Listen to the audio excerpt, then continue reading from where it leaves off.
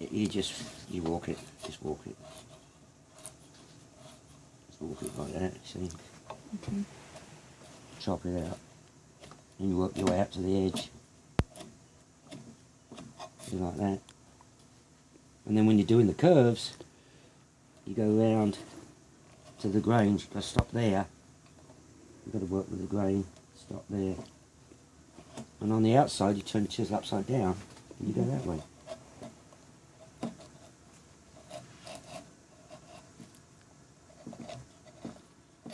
And you gradually work your way up to the edge.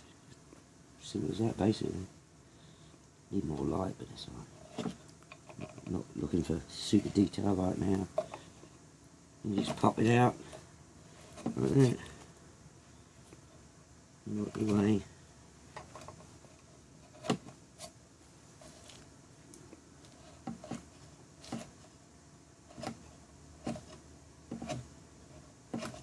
Needless to say, I have quite a grip doing it all these years. Yeah, I was going to say, I think you're making this look a lot easier than it actually is. Yeah, Oh, it's good. I took him to a letterhead meet one time, and they had a guy there showing in Mars, Pennsylvania, and the guy just there showing how to carve and everything. And then I finally talked him into going up and I just happened to have this with me just in case. And they couldn't believe how quick he did it. Like the other guys were taking half an hour to do half a letter, and he just went up there and finished one and like, yeah. Well, it depends on the wood too. I mean, the harder the wood, the longer it takes. The bigger the letters.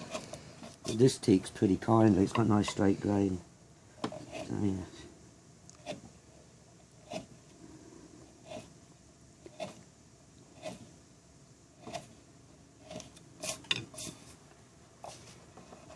And then, when you're done, when you sand it out, sand the surface before getting ready to put a coat on, you can see the imperfections better and you clean it up. You have to go back over it, So, like there, straighten it up there. And it cleans it up. Basically it.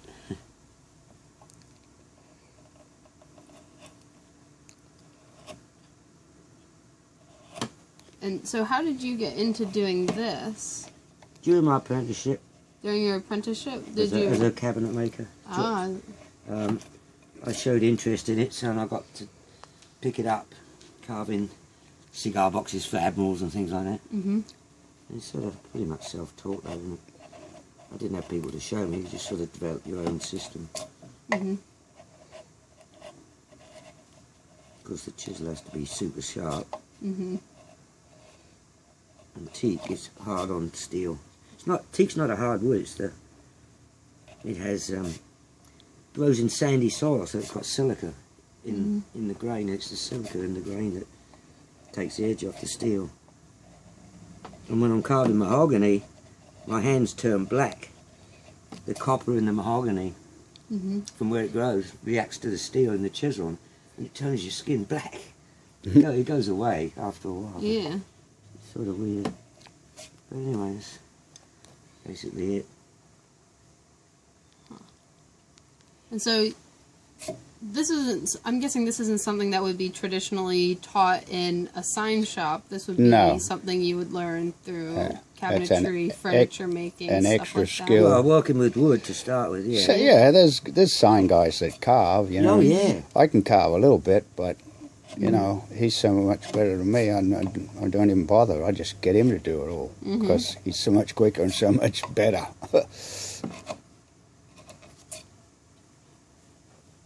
You're only as good as your best. You're always trying to improve all the time when you're doing something. Never satisfied.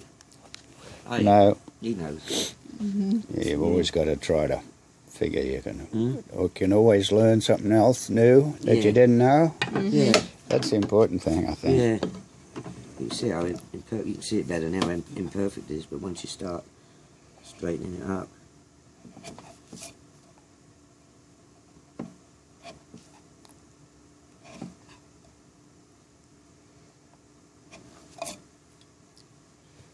And same with that. You just got to go with the grain. You've got to go away from the grain.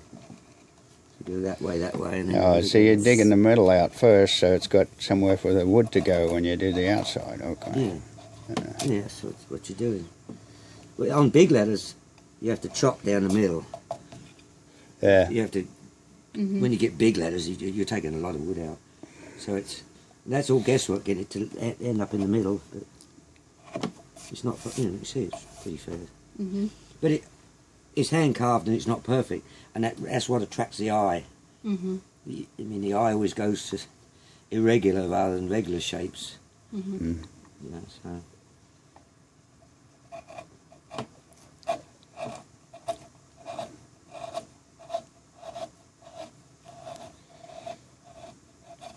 There's still a call for this, traditional stuff like this. Like less of it, there's less call for it, but because nowadays there's very few people aware of something done by hand, because there's not many things done by hand anymore. It's all machines and computers and... I mean, I know a few fine furniture makers that do all their work by hand, but none of them do hand carved. Well, all these dovetails were totally done by hand. Yeah. There's no machine. No. Actually, one of my sign painters, his son, is a fine furniture maker in Fells Point. Oh, yeah. Yeah. He does a lot of work, does a lot of stuff inlaid. Yeah. Yeah. It's good. It's good to know that there's still people doing it.